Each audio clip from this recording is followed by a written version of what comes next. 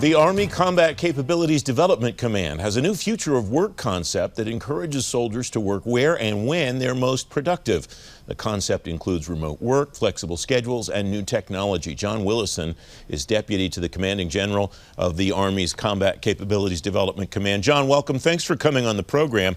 I quote from the introduction to this work: "It's important that we define an enduring future of work concept beyond the current pandemic." At what point during the pandemic did you start to think about beyond the pandemic?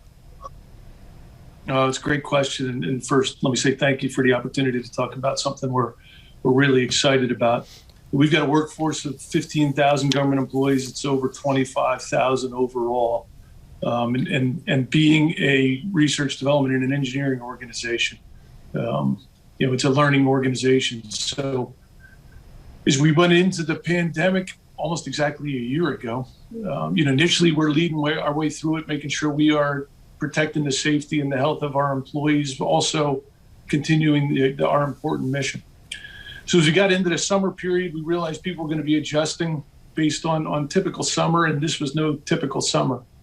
But really, when we started getting into the July-August timeframe and looking at our workforce and their concerns about the fall, the first step we took was in early August to assure our workforce that through at least December of last year, that we were going to work, majority of folks were going to work remotely as much as possible, if not all of the time.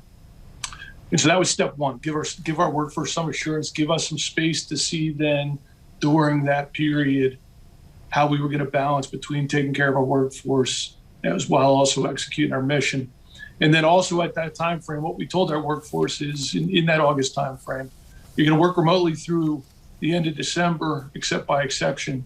And then as we get into that December, January time frame, we're going to release a future of work concept that looks at how we're going to operate into the new year and also beyond the pandemic. You have a number of categories in this work, and we have a link to it at govmatters.tv/resources. The why and the what of your future work are staying the same, remains constant. You're changing up the where, the how, the who, and the when. How did you examine each of those components, John, to decide what you wanted to do moving forward? Great. And so, again, as a largely scientific organization, ideally what you would do is you'd run an experiment. And so we were basically handed an experiment, a year-long experiment, to look at really within those four areas that we think we want to adapt for the future, where we've got room to adapt. And so the where really drove everything first, and so we got to saying, work where you're most productive. And that's going to be different for different people, but it's a simplifying rallying construct to say, work where you're most productive, followed quickly then by work when you're most productive, providing flexibility for our workforce to be productive where and when they can be, both as an individual, but also as a team.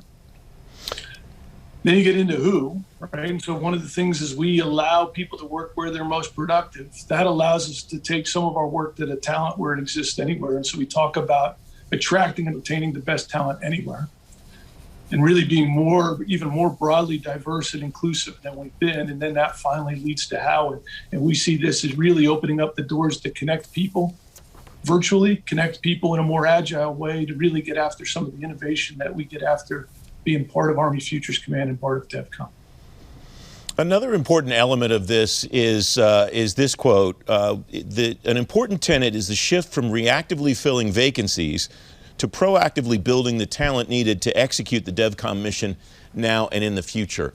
What has that change meant culturally for you, John, and have you had to do things tactically to make that change? Great question. So we started a talent management initiative 3.5 years ago, and there was two important constructs that came out of that. The first is this talent management life cycle of defining the talent that you need, assessing the talent you have against the talent you need, acquiring talent you need to fill some gaps, develop our talent, and then engage our talent. And the other important construct that came out of there is in that define part, the very important first step is to define the competencies in our space. So for us, we've got a very diverse command. So we've got over 50 technical competencies, anywhere from cyber to energetics and warheads to autonomy and robotics to soldier performance, to synthetic biology. And so those competency-based strategies really become the construct for us to look at what talent we need, and then where we have gaps, where we can be creative to bring people here, or take our work to people where they exist. So we're opening up the available talent pool as broadly as possible. We're starting to run out of time, John. How will you measure the success of this on an ongoing basis? You write early on that this is a fluid document, that it will evolve over time. How will you measure the results to make sure you're getting what you want?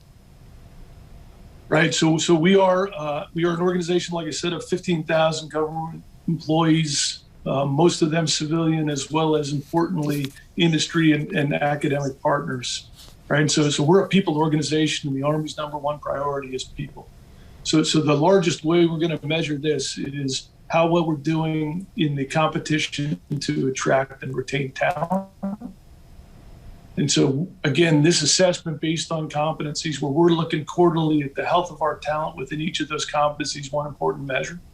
And then the second obvious measure is how we doing in implementing our critical mission for the Army, and that is to maintain its current competitive edge as well as innovating for the future. And so that's more of an output-based measure, but it's going to be completely enabled by the people that we have and the flexibilities we give them on working where and when they're most productive.